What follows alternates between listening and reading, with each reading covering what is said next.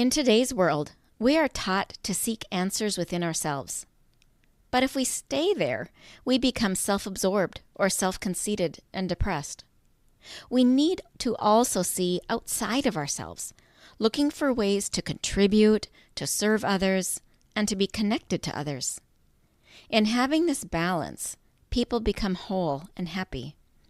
This foundation begins in the earliest years, earlier than you expect. Today, Jill Garner shares how security is learned and at what stages, and she has examples of how it happens. And we talk about how this links to teaching our kids to respect us as parents and how it happens, and to respect themselves and respect for others and the impact that that has on their lives. So today's episode is a power-packed conversation with lots of concepts. You might want to grab a pen and paper, and you might want to take notes.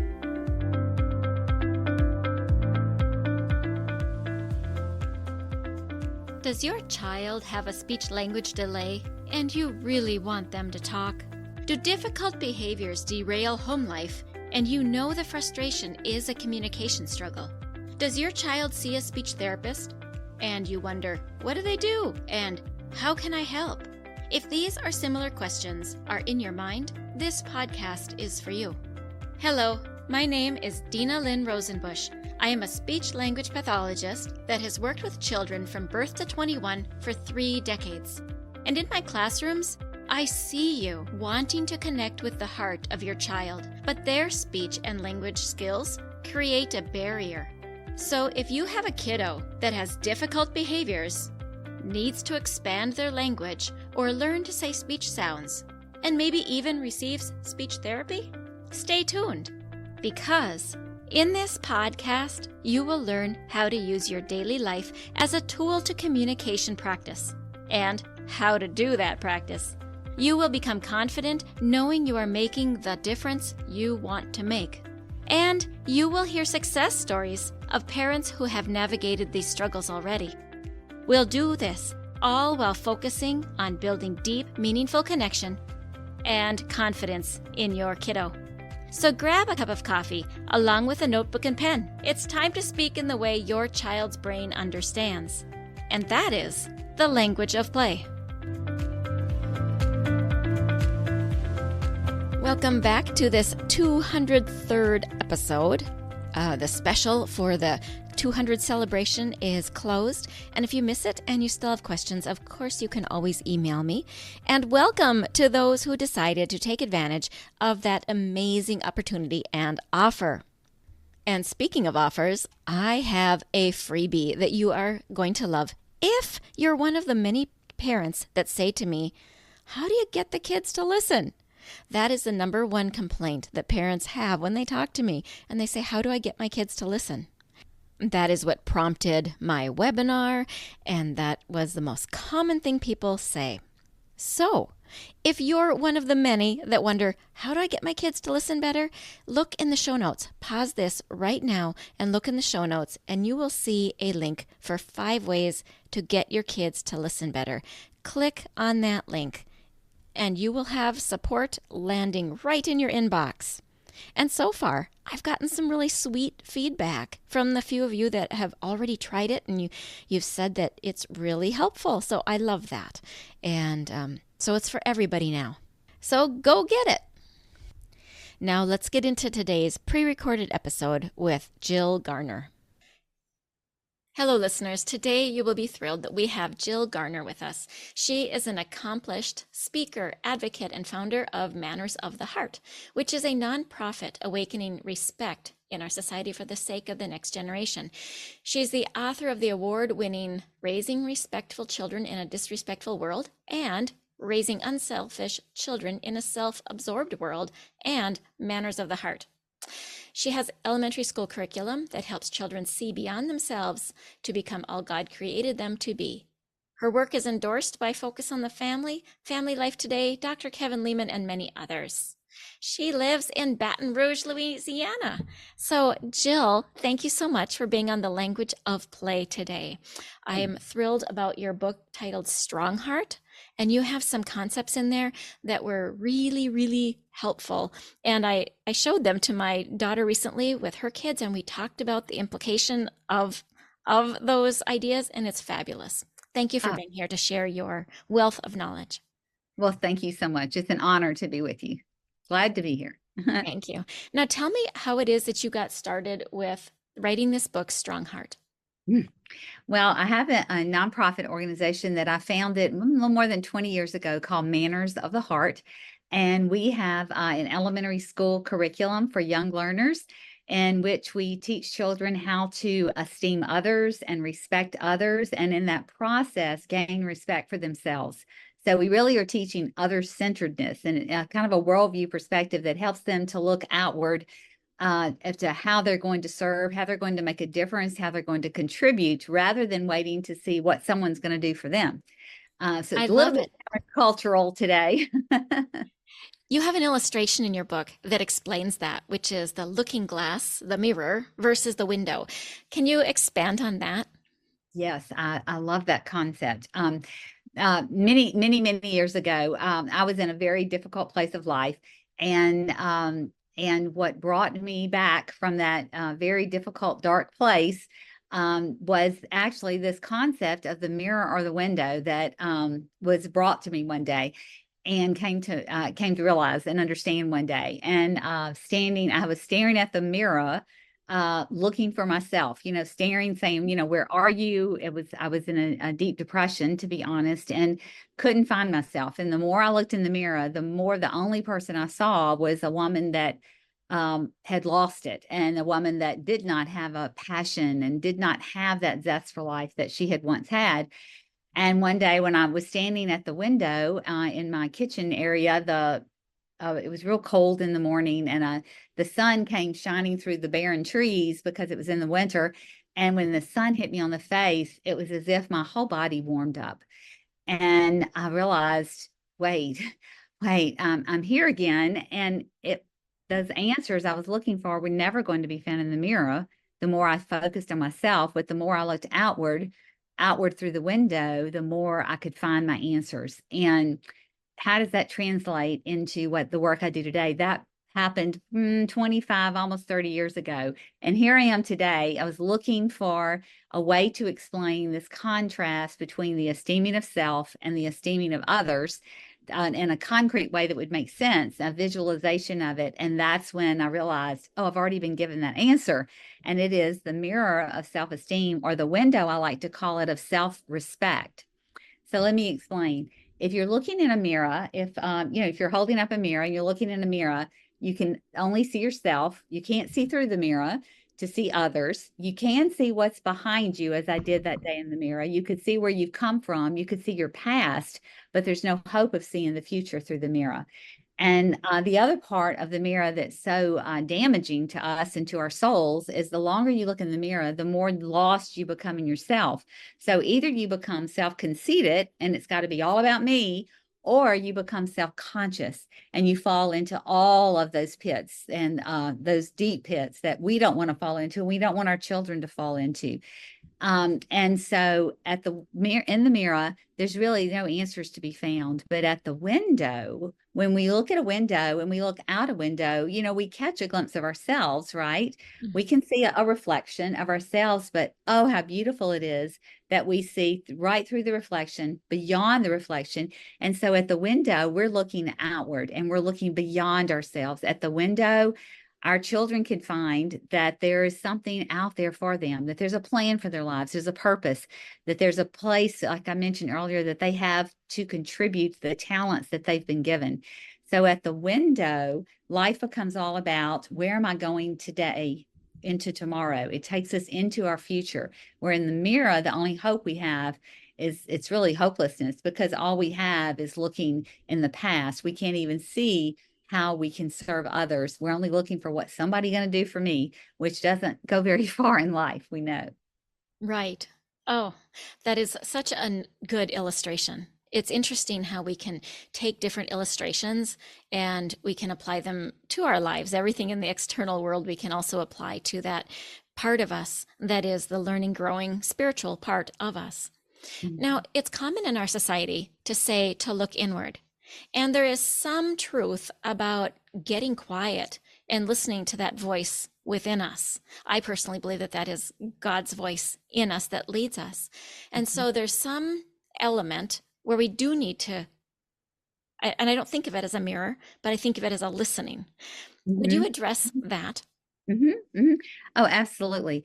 I often think about our calling and, our calling in life. And I believe our calling is God calling out what was placed in us in the beginning when we were created to be used for the good of others, which is always ultimately, we're blessed to be a blessing. So whatever has been placed in us, our talents, our abilities, those deep, deep, deep heart desires that we have, all of that is to be called out at a point in time that becomes our purpose in life and the reason really why we're here and what we have to contribute and do and give to others. So yes, of course, there's that element. There's the element of looking within. And I love what you said, the idea of listening.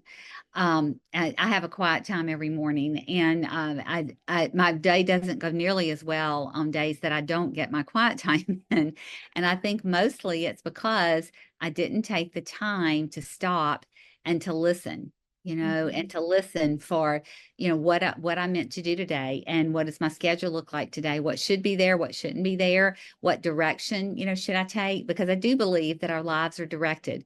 And it's when we're listening closely that we can follow, that direction, and life is going to go much better when we do. Yeah. Yeah.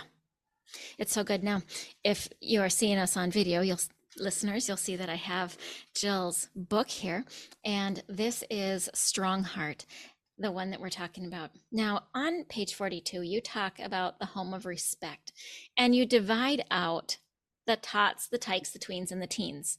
Mhm. And what happened just a few weeks ago, I was camping with my daughter, and she's got a 1 and 3 year old at the time of this recording. So they'll be older by the time this is aired. But at the time, we were talking about her 1.5 year old as being a tot, because this is where I was reading your book. And then the 3 year old as a tyke. And that they have different soul choices, like not soul choices, it would be called soul Question. questions. Yeah, Question. soul Mhm. questions. Uh-huh. And then what it is that they're working on, creating within themselves. Right.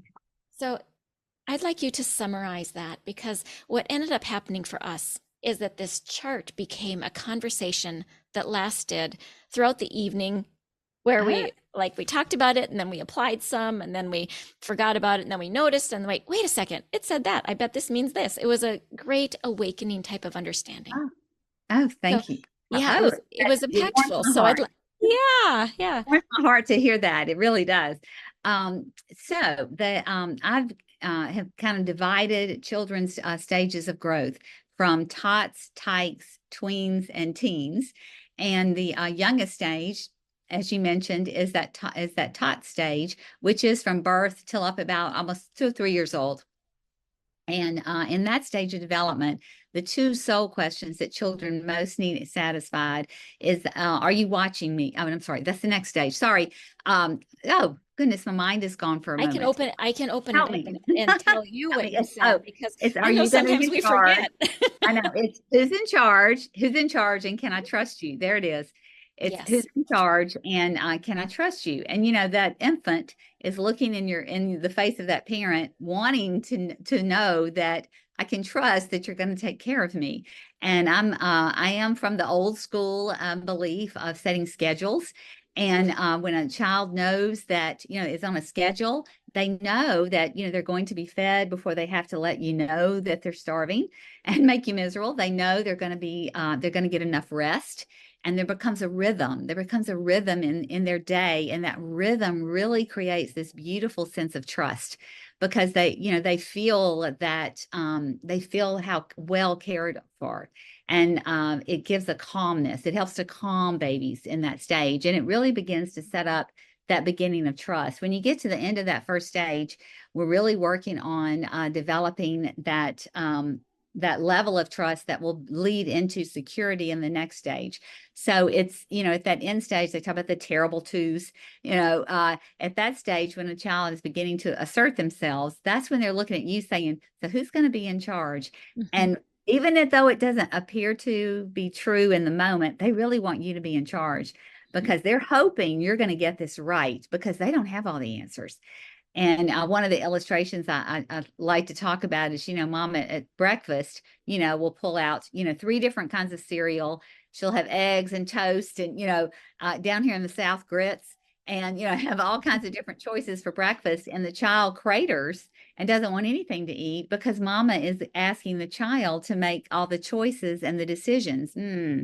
When mama should be the one at that stage of development making the choices, because that's how we teach our children how to make wise choices, not by asking them, do you want Cheerios? Do you want flakes? What do you want? What do you want? No, this is the stage when we're teaching them the right choices, and they need to know that we're going to be in charge.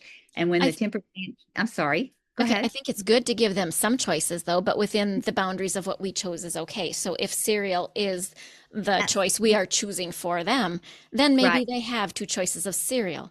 Or if I'm telling them they're going to drink milk, they can have it in the blue cup or the red cup. But I'm making the choice, and then they have some power in that too. So it's kind of a shared power. Yes. But yet the biggest, most important part of the decision, I absolutely agree with what you're saying, is the moms.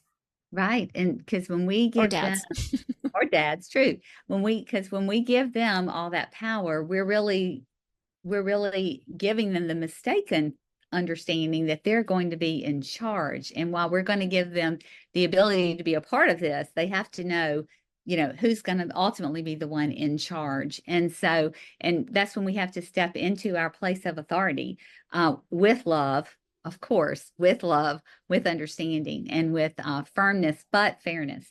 Right. And so we move into that tight stage, that 3 to 5 stage. Let me summarize for a second, because this is just so good. So this is all the tot stage that we talked about. Can I trust you, and who's in charge? And that is teaching our children a respect for parents. And we're training them to, by our setting of a schedule and establishing routines. Yes. So then that's all that birth to 2, almost 3 stage. Yes. And then now we're going to go into tykes. I'm just making it clear for the listeners. Now we move into tykes, and we're talking roughly 3 to 5. Yes. Yes. All right. So at this stage, our children are looking at us, and they're wanting to know, at this stage, they're wanting to know if we really are watching them. Now, I'm not talking about smothering them. I'm not talking about that. I'm talking about, do you see me when I really most need you to see me? Do you see me? And if we can settle that question, that gives them such security. That helps them to know who they are and who they belong to. Because the other question at this stage is, they need to know, who do I belong to? Are you watching me? And who do I belong to? And so I'll give you a little illustration for that. Little 5-year-old Penelope is on the playground playing, and mama's there with her friends, and all the kids are playing, and she goes to not the slide she's always gone down, but she goes to the giant, enormous slide for the very first time. And she's on the top of the slide, scared to death, trembling, and she's holding on, and she says, Mama, watch me. And mama says, I'm watching, honey, go ahead. She goes, okay. And she looks, and mama's talking to her friend, Mama, watch me, watch me. And this goes back and forth and back and forth. And mama says, I am watching. Go down the slide. And she flies down the slide. She lets go. She gets to the end, and she's done it. And she looks over, and mama missed it because mama was back talking to her friend. Enormous problem in that moment, because in that moment, when she most needed to know, mama, or it could be daddy. Yes, it could be. Could be anyone. Teacher. It could be anyone. Anyone is watching me in my moment of terror, and in my moment when I'm going to overcome it. And then I did it, and they look, and it was missed.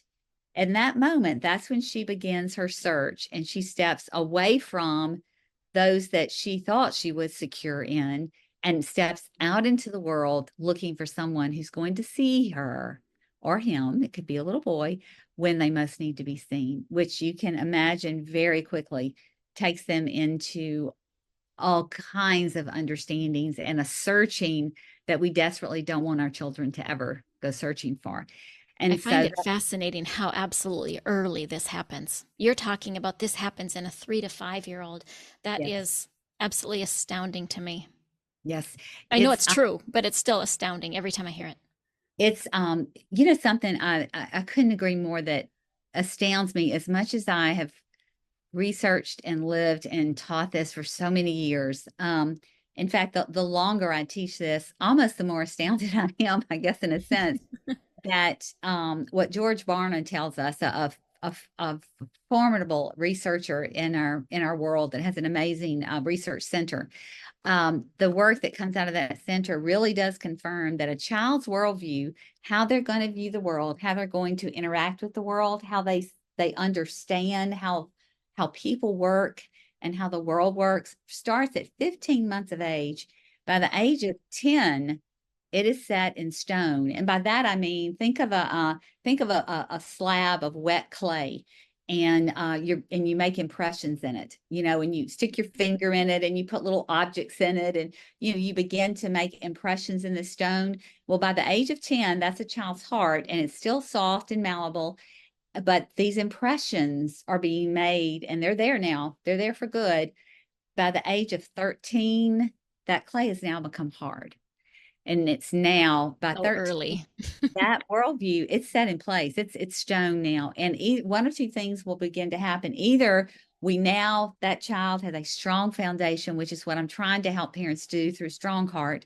They have a strong foundation now on which they can begin to build those layers of responsibility and maturity to prepare that child to step out into the world and become their own person at that point. Or that stone needs to begin to be chiseled and broken up, because the worldview is it's not going to serve them well, and it's going to have to be taken apart, and we're going to have to rebuild again, which is what we're seeing today in so many of our teenagers and our young adults. That's why those statistics are just tearing us apart, breaking our hearts at the way those statistics of suicide and addictions, and I often say falling out, they're falling out of life. And anyway, but back to where we were. But yes, as unbelievable as it seems, it really is true that this begins in the youngest years, from 3 to 5, the critical nature of that. And it's one reason that early childhood education began to take the forefront, many years ago, when this was first really understood, that by the third grade, you could determine where a child was going to be in ninth grade and 12th grade. All that you could see in third grade. So it all, while it's unbelievable, we all know that live in this world, how true it is. But let me mention one more thing in this stage. So that what we're looking for, the goal we're looking for in this stage is, as in the respect area, we're looking for the respect for parents. And now we're looking for a respect for God, a respect for that higher place that gives us our calling, that takes us into finding our purpose for life. And really that sense of respecting outwardly, bringing them out for themselves, to parents, and beginning toward that next stage, which will be to respect others. And so in this stage, we really want them to have security, because that's what gives them that ability to begin stepping out into the world, is when they have that security. So you can see in that earliest stage, if we've instilled trust and they trust us, now at this stage, they begin to have a sense of security, because they know they belong to us.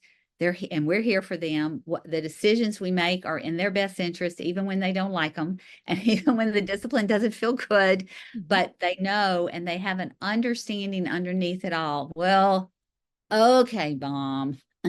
Well, all right, Dad. Even when they don't like it, but they understand deeply. Well, you know what? This this really is about helping me, even though I don't like it right now. Sure. But because they're about helping me for my best interest. So we settle those next two soul questions at that tot stage, that enables them to be secure and then begin to step on. You want me to move on to the, Well, or you I want to point summarize? out something that I'm thinking. Yeah. In that first stage, We're teaching our children to respect their parents. Mhm. And part of that is the child is trusting and realizing that who's in charge is not themselves. In that second stage, it's almost like they're starting to realize that the experience of who's in charge is not totally my parents, because under my parents are under a higher authority. My parents Yes, are under a higher power. And so now my respect for the higher power, the God and universe, all of this, the many powers that are greater than mom and dad, they have to submit to, including their employer or whatever is going on. right, right. Yes. And Yes. so I just kind of see like it's a little triangle of Mhm. past as Mhm. well as future. Mhm. All right, go ahead and let's do briefly the tween stage, because we spent a lot of time on the tots and tykes. Yeah. So let's briefly do the teens. Okay. Tweens, I mean, 6 Yes. to 12 years old. Yes. So at the tween stage, at 6 to 12 years old, this is a really tough one for parents, because this is the stage when really it's the stage of accountability, and the end of this stage, and it's when they're looking at us saying, "Okay, do I really believe what you've taught me up to this stage? I know I've kind of got a handle on. I think I know what you believe. I know what you've taught me, but you know what? I've got to think this through and decide if I'm going to believe this for myself. Is this who I am, or is this just I've been going along with it kind of because this is what my parents are telling me?" And they are beginning, and what will determine a success in passing on our faith, our beliefs, our values to our children has so much to do at this stage with, are you real? Because they're Hmm. looking at us and they're saying, okay, all right, I know what you're talking, but are you walking out what you talk? Do I see in you the belief system that you've been teaching me?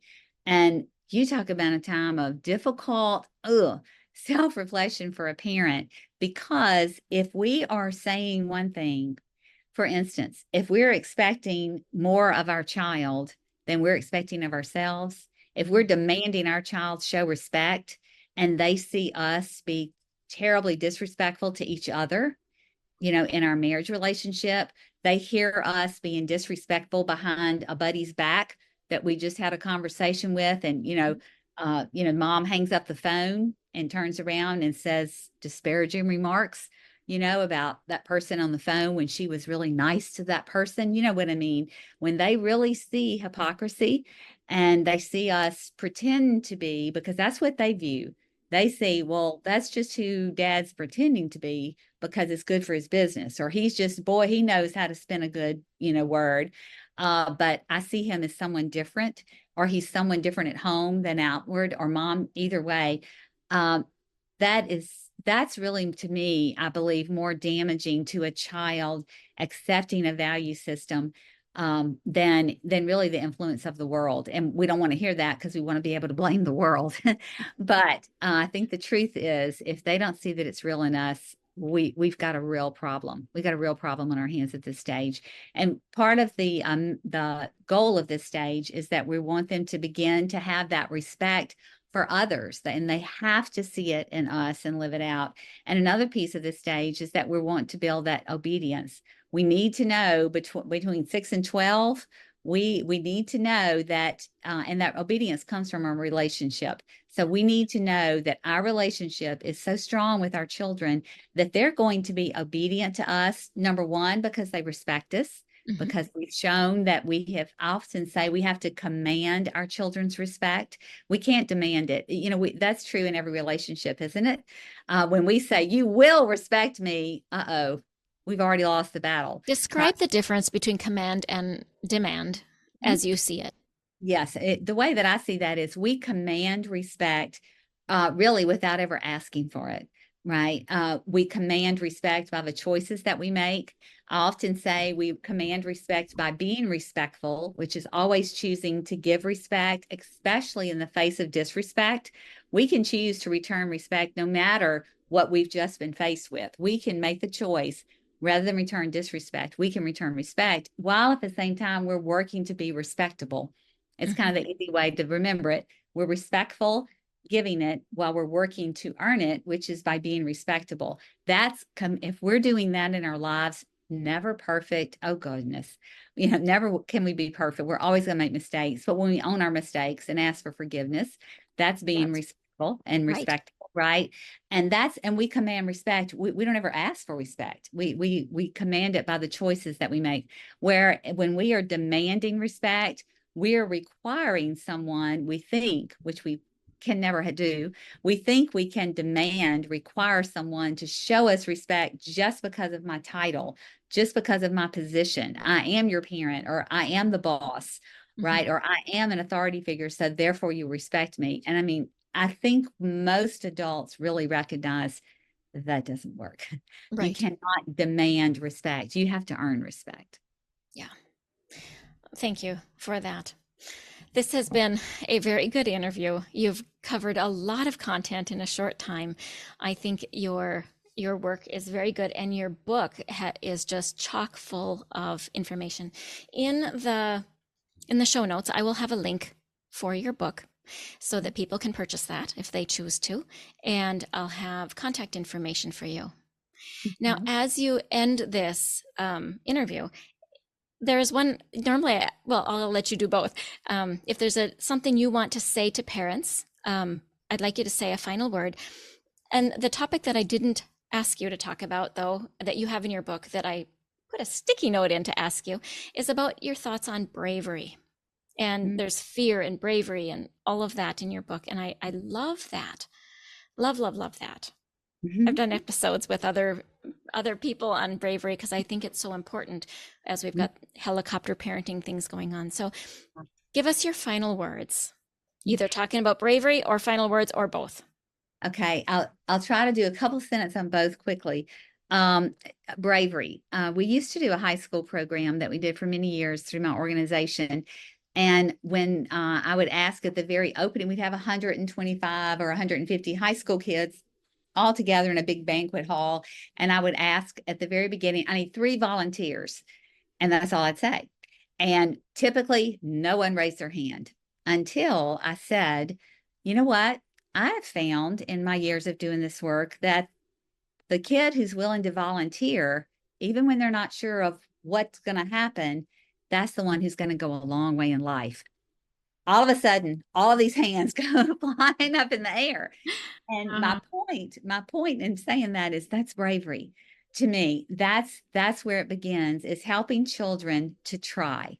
And I make the point as those kids are walking, and I'll pick 3 kids as they walk to the front and they turn around, I'll give them all big hugs, and I'll say, I'm so proud of you for trying, because that's what matters. It doesn't matter nearly as much if you succeed or fail and what, I'm going to ask you to volunteer for.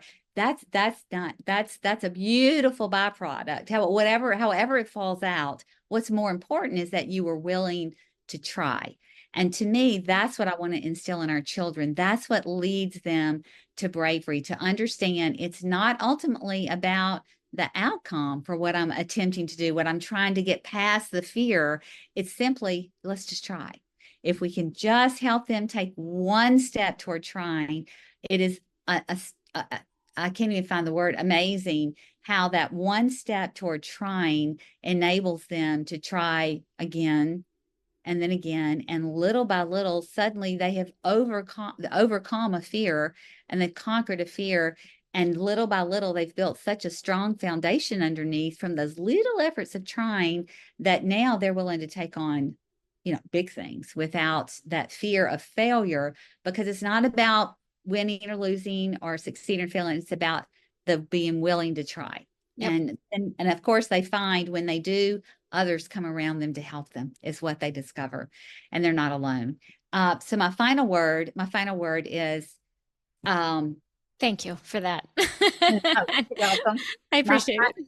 thank you. My final word is that it's always a hard word, but I think it's so important. We can't do it perfectly, as I've already mentioned. We're always going to make mistakes, Mhm. but we must try to be the person that we want our children to become. Yeah.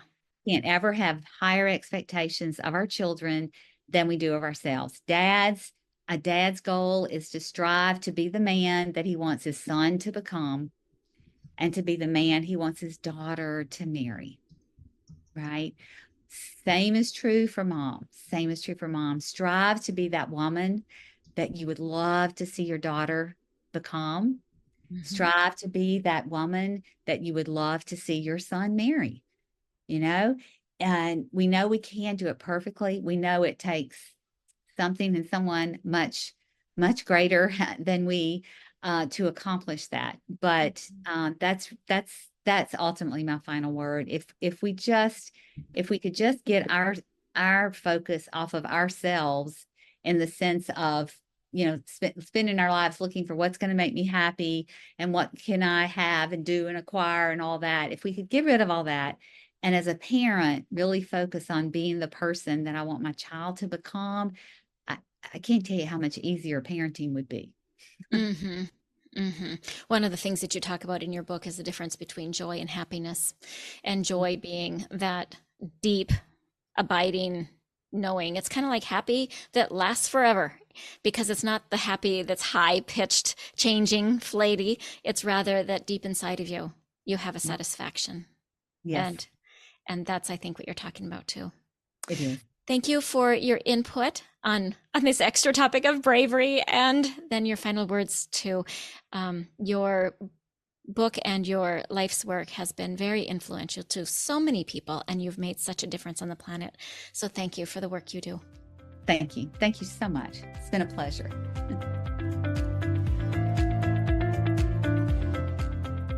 Hey parents, I hope you found this episode helpful. If so, would you please take 30 seconds and share it with a friend who also lives or works with children? I would really appreciate it if you would leave a quick review for the show on Apple Podcasts. I read every review, and it lights me up to know that this show is making a difference. Then come join my Facebook community, where you'll meet other parents who are dedicated to helping their children grow too.